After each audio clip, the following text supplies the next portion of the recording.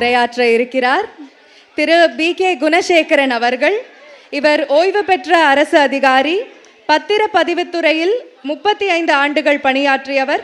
1975ஆம் ஆண்டு அரசு பணியில் சேர்ந்து 2010ஆம் ஆண்டு பத்திரப்பதிவுத்துறையில் துணை பதிவுத்துறை தலைவராக ஓய்வு பெற்றார். முன்னாள் இராணுவ வீரர்களின் நலத்திற்காக இந்திய அரசால் மேற்கொள்ளப்படும் பல திட்டங்களில் கொடிநாள் நிதி எனும் திட்டத்தை நாம் அனைவரும் அறிந்திருப்போம். ஒவ்வொரு ஆண்டும் ஜூலை 22ஆம் நாள் ஃப்ளாக் டேவாக நாடு முழுவதும் அனுசரிக்கப்படுகிறது. கொடிநாள் நிதி மேம்பாட்டு பணிக்காக 1998 முதல் 2006ஆம் ஆண்டு வரை தொடர்ந்து 8 ஆண்டுகள் தமிழக அரசு இவருக்கு வெள்ளி பதக்கங்கள் வழங்கியுள்ளது. இவரது பணிக்காலத்திலும் ஓய்வு பெற்ற பின்னரும் ஆன்மீக சொற்பொழிவுகள் மற்றும் ஊக்க உரைகள், மோட்டிவேஷனல் ஸ்பீச் ஆகியவற்றை தொடர்ந்து மேற்கொண்டு வருகிறார். இப்பொழுது நம் சிறப்பு விருந்தினர் திரு B.K. குணசேகரன் அவர்களை நம்மிடையே உரையாற்ற வருமாறு மேடைக்கு அன்போடு அழைக்கிறோம். அன்பர்களே,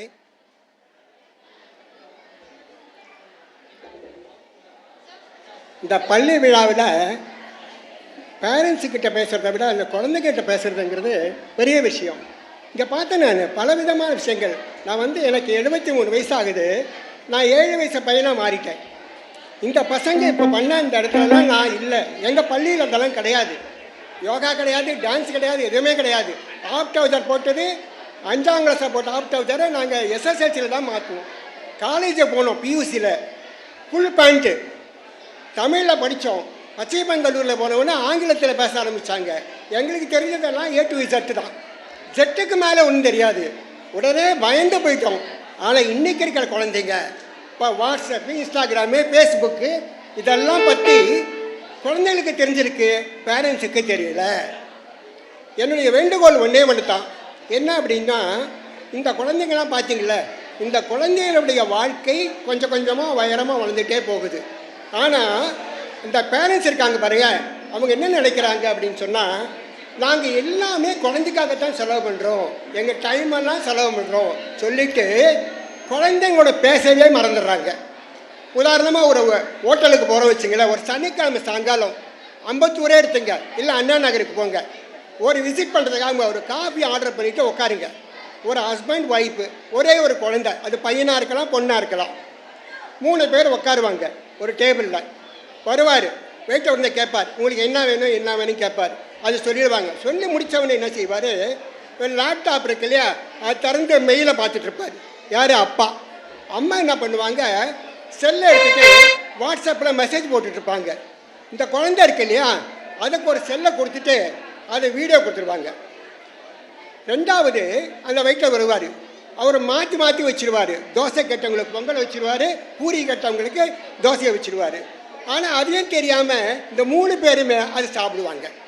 சாப்பிட்டு முடித்து வெளியே வந்தவுடனே என்ன மாதிரி ஒரு ஆள் அந்த குழந்தைய பார்த்து என்னம்மா சாப்பிட்டேன் அப்படின்னு கேட்டால், பையனாக இருந்தாலும் பொண்ணாக இருந்தாலும் அந்த குழந்தை சொல்லும்.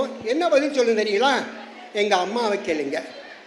கேட்ட கேள்வி குழந்தை என்ன சாப்பிட்டுன்னு தான் கேள்வி. ஆனால் அந்த பதில் என்ன வருது தெரியுங்களா? எங்கள் அம்மாவை கேளுங்க. அம்மாவை எப்போ கேளுங்க? அம்மா இல்லை, 2 கதை தான். இந்த கதை குழந்தைகளுக்கு அல்ல, பெரியவங்களுக்கு மட்டும்தான். அது என்ன கதைன்னா, ஒன்று நான் இந்தியா விட்டு தாண்டி போய் விசா இல்லாமல் பாஸ்போர்ட் இல்லாமல் ஜப்பானுக்குள்ளே போயிடுறேன். அந்த கதை ஜப்பான். அடுத்தது அம்பத்தூரில் நடக்கிற கதை. முதல்ல நம்ம ஜப்பானுக்கு போவோம். ஜப்பான் அந்த காலத்தில் இப்போ குறுநில மன்னர்கள்னு சொல்லுவாங்க இல்லையா, அந்த மாதிரி இருக்கவங்க பேர் லார்ட்ஸுன்னு பேர். அந்த இடத்துல அவங்க தான் ராஜாவாக இருப்பாங்க. அவங்க கீழே நிறைய பேர் வீரர்கள் இருப்பாங்க. அந்த வீரர்களை மாவீரர்கள் சொல்லக்கூடியவங்களை அவங்க சாமுராயின்னு சொல்லுவாங்க. இந்த சாமுராய் பட்டம் கொடுத்துட்டா என்ன ஆகும் அப்படின்னு சொன்னீங்கன்னா, அவங்களுக்கு ஒரு ட்ரெஸ்ஸை கொடுத்துருவாங்க, கையில் 2 வாழை கொடுத்துருவாங்க, கத்தி, கூர்மையான கத்தி, ரொம்ப வீரனாக இருக்கவங்க. இந்த லார்டு என்ன செய்கிறாரு, இந்த பிரபு என்ன பண்ணுறாரு, அவங்க வீட்டு சமையல்காரர். இந்த சமையல்காரருக்கு என்ன தெரியும் அப்படின்னு கேட்டிங்கன்னா, அருமையாக டீ போடுவாருங்க. அந்த டீ போட்டதை பார்த்து ரொம்ப சந்தோஷப்பட்டு அந்த லார்டு என்ன செய்கிறார், ராஜா என்ன செய்கிறாரு, சாமுராயின் பட்டத்தை கொடுத்துட்டாரு. அவர் கேட்குறாரு, ஐயா எனக்கு ஒன்றுமே தெரியாது ஐயான்னு. யோ, டீ போட தெரியுதில்ல, அருமையான டீ, உன்ன மாதிரி டீ இந்த ஊரில் யாரும் போடுறதில்லை, ஆனால் நீ தான் சாமுராய். அவர் என்ன செய்கிறாரு, ஒரு நாள் சாமுராய் ஐயா நான் ஊருக்கு டோக்கியோ வரணும் போனேங்க அப்படிங்கிறார். என்ன இந்த கண்டிஷன் சொன்னீங்கன்னா, சாமுராய் பட்டை வாங்கிட்டா நீங்கள் ரோட்டில் போனாலும் இந்த ட்ரெஸ் தான் போடணும், கையில் இந்த வாழை எடுத்துகிட்டு போகணும். அந்த மாதிரி அவர் போகிறார். எதற்கு இன்னொரு சாமுராய் வரான். சாமுராய் ரெண்டு பேருமே எதற்கு வந்துட்டாங்கன்னா, யார் பெரியவங்க வீரத்தில். அந்த சாமுராய் இருக்கார் பாருங்க, ரெண்டு சாமுராயும் எதற்கு வந்துட்டாங்க. இந்த சாமுராய் என்ன செய்கிறாரு, நம்பாள், அதாவது வீட்டில் சமையல்காரரு, அவர் என்ன செய்கிறாரு, பயப்படுறாரு. என்னடா இவன் மாவீரன் வரான், அவனை எதிர்த்து நான் நிற்கிறேன். கிட்ட வந்தவன அவர் கேட்குறாரு, ஏன் நீ சாமுராய் தானே அப்படிங்கிறார். பார்த்தா தெரியலையான்னு மனசுக்குள்ளே கேட்டுட்டு, ஆனால் ஒன்றும் சொல்லலை. கை கால்லாம் நடுங்குது. கையில் இருக்கிற ரெண்டு வால் இருக்கு இல்லையா, அது டான்ஸ் ஆடுது. குழந்தைங்களாம் ஆடினாங்க இல்லையா, அந்த மாதிரி ஆடுது. பார்த்தவனே கேட்டார், டேய் நம்ம ரெண்டு பேரும் சண்டை போடுவோம். ஐயா எனக்கு சண்டை போட தெரியாதுயா, அருமையாக டீ போடுவேன் அப்படின்னாரு. டீ போடுறதெல்லாம் உங்கள் வேலை கிடையாது, வா சண்டைக்கு. ஐயா நான் செத்துருமையாங்கிறார். நீ செத்தா செத்துப்போ, அதை பற்றி எனக்கு கவலை இல்லை. ஒரு சாமுராய் இன்னொரு சாமுராயோட சண்டை போடணும், இதான் ஜப்பான் விதி, போடு அப்படிங்கிறாரு. ஐயா நான் எப்படி போட்டாலும் இறந்து போயிடுவேயா. அப்போ சொல்கிறாரு, எனக்கு ஒரு 10 நிமிஷம் டைம் கொடுங்க ஐயா, நான் எப்படி சாப்பிட்றதுன்னு முடிவு பண்ணிவிட்டு உங்களோட வரேன் அப்படின்னு சொல்லிட்டு பக்கத்தில் போகிறாரு. போனால் இந்த சாமுராய்க்கள்லாம் பயிற்சி கொடுக்குறாங்க இல்லையா, கொஞ்ச நேரத்துக்கு முன்னால் பார்த்தீங்க இந்த நாடகத்தில் அருமையாக பண்ணாங்களே பசங்க, அவங்கள டியூட்டர் ட்ரெயின் பண்ணாங்க பாருங்க, அந்த மாதிரி ட்ரைனிங் இன்ஸ்டியூட் பக்கத்தில் இருக்குது. அங்கே போய் இவர் கேட்குறார், என்னப்பா என்ன வேணும், என்ன சாமுராய் என்ன வேணும். ஐயா நீங்களுமா என்ன சாமுராய்ங்கிறீங்க. ஆமாம் ட்ரெஸ் எல்லாம் இருக்க அப்படிங்கிறாரு.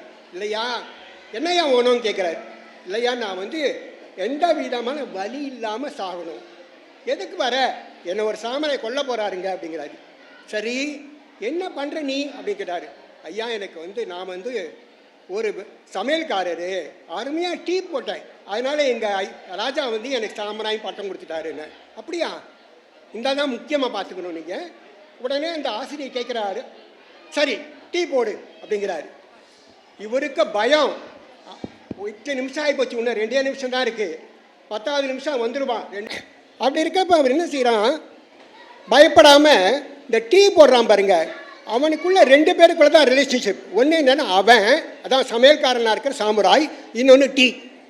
அந்த டீயில் எப்படி கொதிக்க வைக்கிறது, எப்படி சக்கரை போடுறது, எப்படி டீத்தூள் போடுறது, இதெல்லாம் செய்கிறப்ப அவனுக்கு இன்னொரு 2 நிமிஷத்துக்கு பின்னாடி இன்னொரு சாமுராயால் தான் கொல்லப்படுவோங்கிற பயமே இல்லை. முழுமையாக செஞ்சு கொடுத்தான். செஞ்சு கொடுத்து அந்த சாமுராய் கொடுத்து டீயை கொடுத்தான் அந்த ட்ரெயினருக்கு. ட்ரெயினர் சொன்னார், அப்பா கவலைப்படாத, உனக்கு பயமே கிடையாது, நீ எப்படி டீ போடும் பொழுது மற்ற எந்த விஷயத்தை பற்றி கவலைப்படாமல் தனியாக அது மேலே நீ கான்சன்ட்ரேட் பண்ணியோ அதே மாதிரி போய் சண்டை போடுங்கிறார். வந்தான் வெளியே. வரும்போது என்ன செய்யறான்னு தெரியும், அந்த வாழை பயந்துட்டான். மரண பயங்கிறது அவங்ககிட்ட சுத்தமாக இல்லை. டீ போடும்போது எப்படி அவன் டெடிக்கேட்டடாக அந்த டீயை மட்டும் பார்த்தானோ அந்த மாதிரி உள்ளே வரும்போது அந்த வாழை எடுத்துகிட்டு இப்படி தூக்கிட்டு வரான். முதல்ல இப்படி ஆடிட்டு வந்தவன் இப்போ வாழை எடுத்துகிட்டு வரவன் அந்த சாமுராய் பார்க்குறான். பார்த்தோன்னே ஐயோ இவன் பெரிய சாமுராயாக இருப்பான் போல இருக்கு அப்படின்னு அவன் காலில் விழுந்த மன்னிவுக்கு வர்றான். இதுதான் கதை. இந்த கதையில் ஒரே ஒரு விஷயம் மட்டும்தான் நம்ம பார்த்துக்கணும். பேரண்ட்ஸுக்கு மட்டும்தான் இது, பேரண்ட்ஸுக்கு மட்டும்தான். என்ன அப்படின்னு கேட்டிங்கன்னா, வெளியே இருக்கிற சட்டம் இருக்கு இல்லையா, நீ நல்லவன் நீ கெட்டவன் நீ அது இதுன்னு சொல்கிற சட்டம், அந்த சட்டத்தை விட மனசுக்குள்ளேயே இருக்கிற அமைதி இருக்குது பாருங்களேன். அந்த அமைதி இருக்குங்கிறத புரிஞ்சுக்கிறதுக்கே நம்ம டைம் ஆகிடுதுங்க. மனசுக்குள்ளே ஒரு அமைதி இருக்குங்க. அந்த அமைதியை தேட வேண்டிய அவசியமே இல்லை. அந்த அமைதிக்கு மரியாதை கொடுத்தீங்கன்னா அது போதும், நல்லபடி வாழ்வோங்கிறது தான் இந்த ஜப்பானிய கதை. அடுத்த 2 நிமிஷம் ஒன்று சின்ன கதை. அது நம்ம ஒரு அம்பத்தூர் கதை. அம்பத்தூரில் என்ன மாதிரி ஒரு ஆள் வாய்ப்பெல்லாம் ஊருக்கு போயிருக்காங்க. தனியாக இருக்கேன். என்ன செய்கிறேன், போய் அந்த வாட்டர் டேப் இருக்கு இல்லையா, டேப்பை திறக்க தெரியாமல் ராங்காக திறந்துட்டேன், ஓட்டை ஆயிடுச்சு. உங்களுக்கு நல்லா தெரியும், இந்த சின்ன சின்ன ரிப்பேர்களை யாரை கூப்பிட்டாலும் வரமாட்டாங்க, பெரிய ரிப்பேர்னா வந்துடுவாங்க, எந்த தொழிலாக இருந்தாலும் சரி. உடனே அவங்க என்ன சொல்லுவாங்கன்னா, சார் இதை வந்துடுறேன் சார், இதோ வந்துகிட்டே இருக்கேன் சார்னுமா. என்னையா வந்துட்டேன்னு 2வது தடவை கொட்டிங்கன்னா சுவிட்ச் ஆஃப்னு வரும். அவங்க வீட்டில் 2 பேர், இவரோட சேர்த்து 2 பேர் இருக்காங்க. இப்போ ஒருத்தர் அவர் வளர்க்குற நாய், இன்னொருத்தர் அவர் வளர்க்குற கிளி, பச்சை கிளி. அவர் என்ன செய்கிறாரு, ஃபோன் பண்ணுறாரு. ஃபோன் பண்ணி, தம்பி எப்போ வரப்போற? ஐயா இன்றைக்கி வந்துடுறேங்கய்யா. எத்தனை மணிக்கா வரைய? ஐயா நீங்கள் 10 மணிக்கு தானே கிளம்பிங்க, நான் 7 மணிக்கு வந்துடுறேயான்றாரு. 7 மணிக்கு வரல. போட்டால் சுவிட்ச் ஆஃப். சரி, ஆஃபீஸ் போயிட்டார். அடுத்த நாள் வரார். அடுத்த நாளும் ஃபோன் பண்ணுறாரு, எடுக்கவே இல்லை.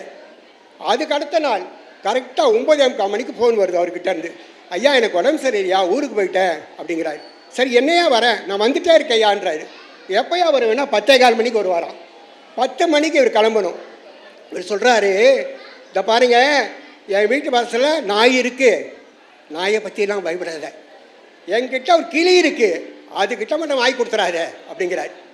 சொல்லிட்டு அவர் தெரியும், அந்த பிளம்பருக்கு தெரியும் எந்த இடத்துல இவர் சாவி வைப்பாருன்ட்டு. இவர் வராரு, இவர் போயிட்டாரு, அவர் வரார். வந்து அந்த பிளம்பர் என்ன பண்ணுறாரு, சாவியை எடுக்கிறாரு. நாய் பார்க்குது, பார்த்துட்டு அது பாட்டு சிவரேன்னு படுத்துட்ருக்கு. கிளி அங்கேருந்து பார்க்குது, கிட்ட வருது. கிட்ட வந்துட்டு, நீ என்ன நினச்சிட்டு இருக்க, ஊரில் நீ ஒருத்தன் தான் பிளம்பரா? என்ன, எங்கள் ஐயா எத்தனை தடவை கூப்பிட்டாரு, ஒரு தடவை கூப்பிட்டா வரேங்கிற, இன்னொரு தடவை சுவிட்ச் ஆஃப் பண்ணிட்டியாம.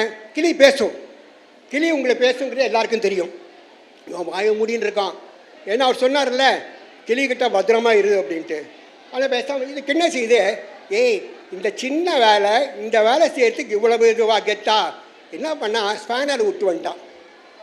பிளம்பர் ஸ்பேனர் விட்டு வந்துட்டான். இந்த கிளி கேட்குது, ஒரு சின்ன வேலை, இந்த ஸ்பேனர் கூட எடுத்துகிட்டு வராமல் என்ன தொழில் பண்ணுறான்ட்டு. இவன் போய் திரும்பியும் போய் ஸ்பேனர் எடுத்துருக்கான். எடுத்து எல்லாம் முடிச்சுட்டான்ப்பா. இது முடிக்கிறதுக்கு சாயங்காலம் 5 மணி ஆயிடுச்சு. அவர் 5:15 வரணும். 5 மணி ஆகிறப்ப எல்லாம் முடிச்சுட்டு மனசுக்குள்ளே நினைக்கிறான், போகும்போது இந்த கிளியை ஏதாவது சொல்லிட்டு தான் போகணும் அப்படின்னு சொல்லிட்டு எல்லாம் முடிஞ்சாச்சு. கிளி அந்த கிட்ட வந்துட்டு கிளியை பார்த்து, ஏய் என்ன நினச்சிட்டு இருக்க நீ, நான் எவ்வளோ பெரிய ஆள் தெரியுமா, சும்மா டார்ச்சர் பண்ணிட்டு தான் இருக்கேன் காலையிலேருந்து, உன்னை மட்டும் வாய்ப்பு கிடச்சிது உன்னை சூப் போட்டு சாப்பிட்ருவேன். யார, கிளிய. அது வரையிலும் கிளி, அப்படியாப்பா, சரி சரி அப்படின்னு சொல்லி நாயை பார்த்துது. என்ன சொல்லிட்டு கொஞ்சம் சொல்லுங்க பார்க்கலாம், அட்டாக் அப்படின்னு. அவ்வளோதான். இதுவரையில் பொறுமையாக இருந்த நாய் என்ன செய்யுது, என் மேலே பாய வர்றமோ கிளைமேக்ஸு அந்த ஓனர் வந்துட்டார். நல்ல காலம் தப்பிச்சிட்டான். இது ஒரு கதை. இந்த கதையில் நீங்கள் என்ன தெரிஞ்சுக்கிட்டீங்கிறத நீங்கள் மனசுக்குள்ளேயே வச்சுங்க, உங்கள் நண்பர்களை பகிர்ந்துங்க. இதுதான் நான் சொல்ல வந்தாங்க. அடுத்ததாக ஒன்றுங்க, எந்த கூட்டத்தில் போனாலும் என்னை பொறுத்தவரையிலும் திருமுறையிலேருந்து ஒரு உதாரணத்தை சொல்கிறது வழக்கம். 2 செகண்ட் தான். நான் இன்றைக்கி திருமூலர் எடுத்தேன். ஏன் திருமூலர் எடுக்கிறேன்னா, நீங்கள் யோகாலாம் பண்ணிங்கள, இதுக்கெல்லாம் அடிப்படையான ஆசிரியர்னா திருமூலர் தாங்க. பதஞ்சலின்னு நிறைய பேர் நினச்சிருப்பாங்க. பதஞ்சலியை விட மூத்தவர் தாங்க திருமூலர். அவர் 3000 ஆண்டுகளுக்கு முன்னாடி எழுதினார். அதுலேருந்து ஒன்றுங்க, சாதாரண எல்லாருக்கும் புரிகிற மாதிரி யோகா இல்லைங்க, நம்மை நாமே மேம்படுத்திக் கொள்வதற்காக.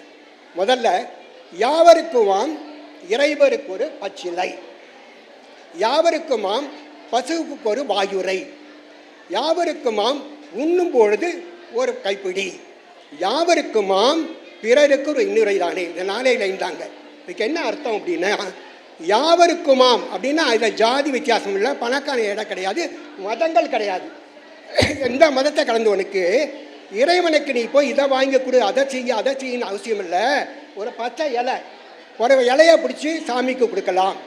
யாவருக்குமாம் பசுவுக்கு ஒரு வாயுரை. பசுமாடு ஒன்று வருது வச்சுங்களேன், கையில் பசு சாப்பிடக்கூடிய கையில் ஏதாவது ஒரு பொருள் இருந்தால் அது கொடுக்கலாம். யாவருக்குமாம் உண்ணும் போது ஒரு கைப்பிடி.